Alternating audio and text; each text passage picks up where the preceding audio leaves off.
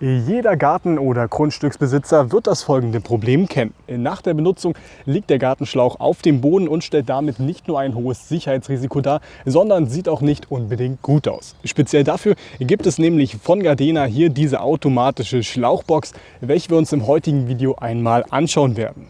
Der aktuellste Preis dieser Schlauchbox ist wie immer unten in der Videobeschreibung. Würde ich sagen, legen wir gleich los. Auf geht's!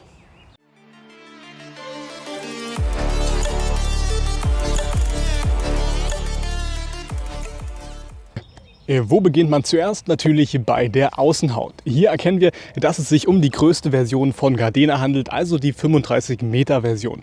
Genauso gute gibt es aber auch kleinere Versionen, wie zum Beispiel die 15 bzw. die 25 Meter Version für diejenigen, die nicht diese maximale Länge hier benötigen.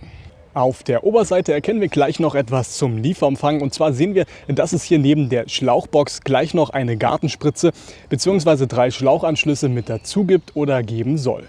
Daneben auch gleich ziemlich praktisch hier dieses kleine Fenster, welches wir aufklappen können, damit wir den Pappkarton am Henkel sicher tragen können. Denn insgesamt um die, lass mich lügen, 15 Kilo müssten es gewesen sein, wiegt das Paket, also anders gesagt, unbedingt leicht ist es natürlich nicht. Umso praktischer natürlich für den Paketzusteller, der das Paket damit einfach handlich tragen kann. So weit von außen schauen wir uns aber nun einmal das Paket von innen an.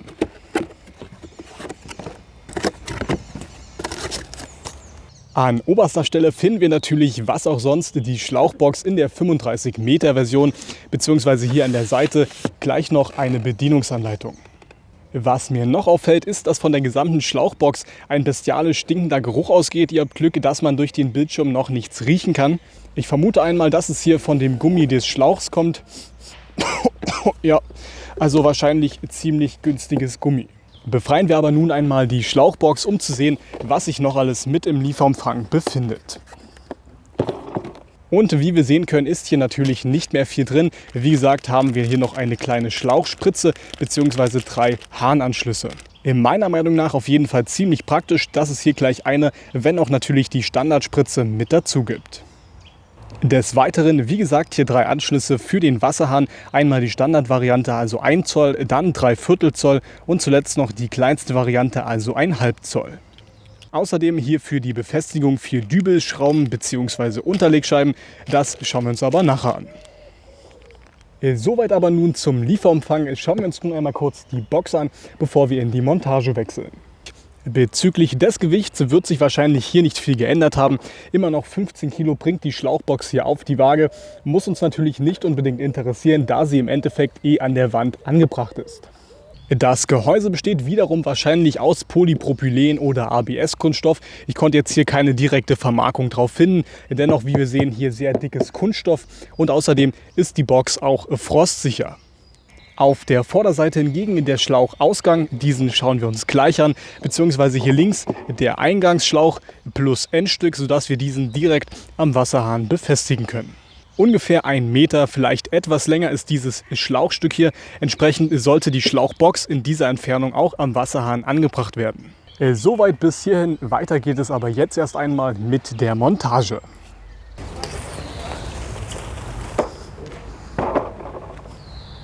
Für die Montage der Schlauchbox benötigen wir nun die 4 Dübel bzw. die Schrauben und Unterlegscheiben, einen Kreuzschraubendreher, ein Hammer zum Reinschlagen der Dübel, eine Wasserwaage zum Ausrichten bzw. eine Schlagbohrmaschine oder Bohrhammer für die Löcher.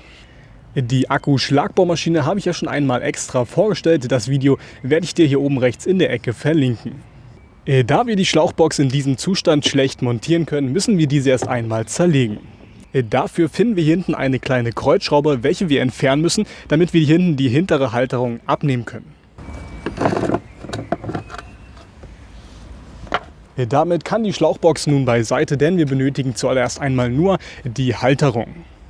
Des Weiteren sollte man sich überlegen, wo man die Schlauchbox genau hinhaben möchte. Wie gesagt, wir haben hier ein ungefähr 1 Meter langes Zuführungsstück, welches am Wasserhahn angebracht wird. Also in dieser Region sollte auch die Schlauchbox dann montiert werden.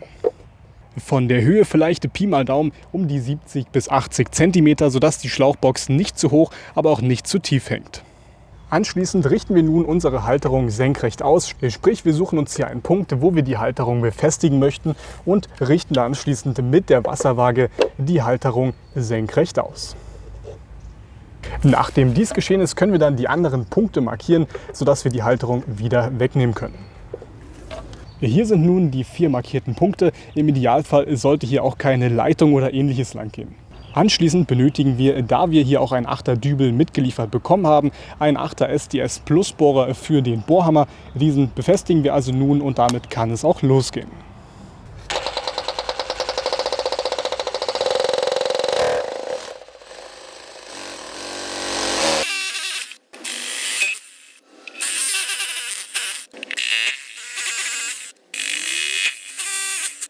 Äußerst wichtig ist jedoch darauf zu achten, was ihr für eine Wand vor euch habt. In meinem Fall habe ich nämlich hier eine Dämmung von 5 cm auf der Wand. Sprich, wenn wir die normalen Dübel bzw. die Schrauben nehmen würden, würde die Schlauchbox auf jeden Fall wieder aus der Wand brechen, wenn wir diese hier verwenden würden. Deswegen auf jeden Fall lieber noch einmal nachprüfen, nicht dass am Ende die Schlauchbox hier euch aus der Wand bricht und ihr mehr Schaden macht, als ihr eigentlich machen wolltet. Danach können wir die 4 Dübel wieder in der Wand versenken und die Wandhalterung mit den Schrauben bzw. den Unterlegscheiben montieren.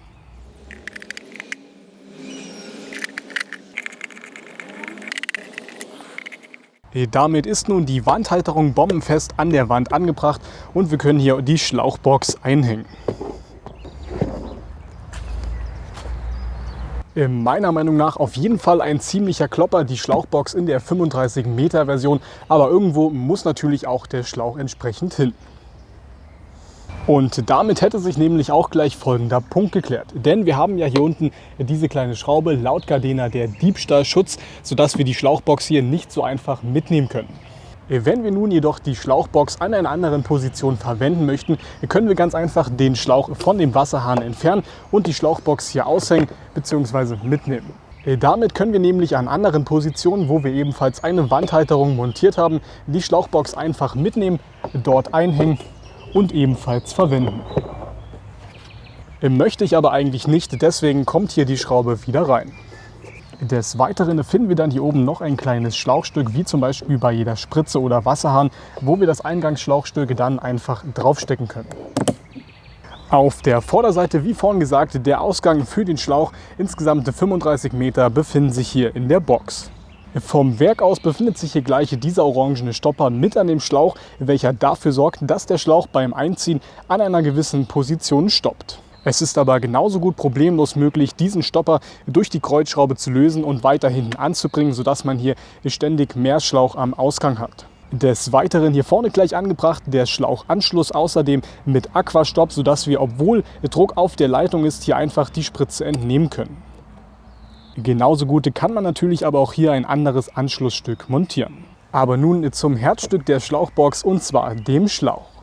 Insgesamt 35 Meter sauber aufgewickelter 1,5 Zoll Schlauch befinden sich nämlich hier im Inneren. Hierbei handelt es sich um den normalen Gardena Schlauch, ihr seht es noch einmal hier, also insgesamt 13 mm 1,5 Zoll.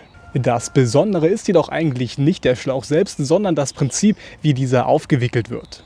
Man kennt es nämlich von Kabeltrommeln oder Druckluftschläuchen, dass diese so aufgewickelt werden, wie sie aktuell da liegen, also in der Regel nicht auf Anhieb auf die Rolle passen. Dieses Problem haben wir hier nicht, denn der Schlauch wird beim Aufwickeln immer langsam hier durch diesen Mechanismus hin und her bewegt, sodass er im Endeffekt auch wirklich in die Trommel passt.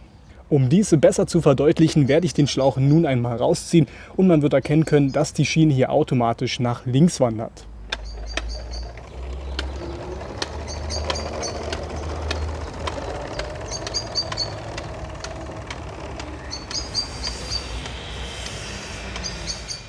Ihr habt es gesehen, kein Problem mehr beim Auf- oder Abwickeln, auch kein Verfitzen.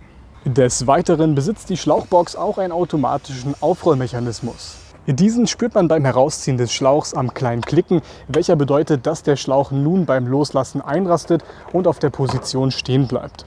Auf jeweils 50 cm können wir den Schlauch also weiter rausziehen. Wollen wir nun aber erst einmal schauen, wie weit die Schlauchbox überhaupt reicht.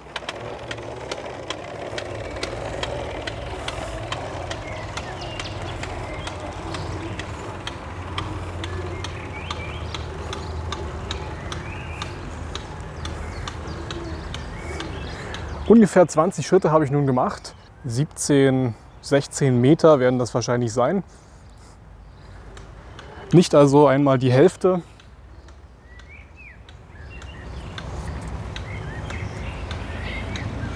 Und hier ist langsam auch das Grundstück zu Ende. Wir haben nun um die 25 Meter, also 10 Meter müssten eigentlich noch drauf sein. Und wir können hier theoretisch auch noch weiter den Schlauch rausziehen. Gar kein Problem. Und genauso gut können wir nun den Schlauch auch wieder einwickeln oder aufwickeln lassen. Dazu einmal kurz anziehen und er zieht den Schlauch automatisch, wie wir sehen, problemlos zurück.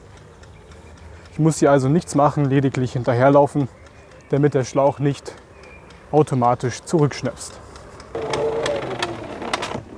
Bezüglich des Wasserdrucks muss man aber sehen, dass wir hier einen 35 Meter langen Schlauch angeschlossen haben.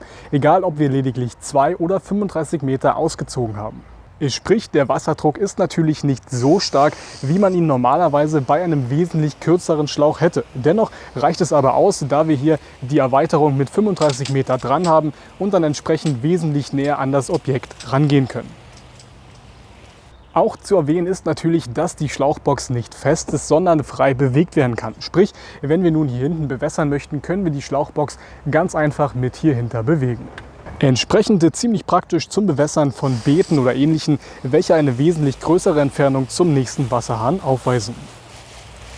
Und damit Zeit für ein kleines Fazit. Ich glaube, viel braucht man hier nicht zu sagen, die Bilder sprechen eigentlich für sich. Je nach Version können wir hier maximal bis zu 35 Metern an Schlauch rausholen, was für 99% der Tätigkeiten eigentlich mehr als genug sein sollte. Der Mechanismus zum Auf- und Abrollen des Schlauchs ist wirklich top. Man hat gesehen, es gibt keine Probleme. Wie das in 5 Jahren aussieht, kann ich natürlich jetzt leider noch nicht sagen. Entsprechend gibt es von mir auf jeden Fall eine klare Empfehlung für alle diejenigen, die Haus und Garten besitzen. Es ist auf jeden Fall eine starke Erleichterung und sorgt außerdem für mehr Ordnung. Und damit war es das auch schon wieder mit diesem Video. Falls es dir gefallen hat, lass auf jeden Fall einen fetten Daumen nach oben da und abonniere jetzt kostenlos diesen Kanal, um kein Video mehr zu verpassen. Der aktuellste Preis von der Schlauchbox ist wie immer unten in der Videobeschreibung. Vielen Dank für deine Unterstützung und bis zum nächsten Mal. Ciao.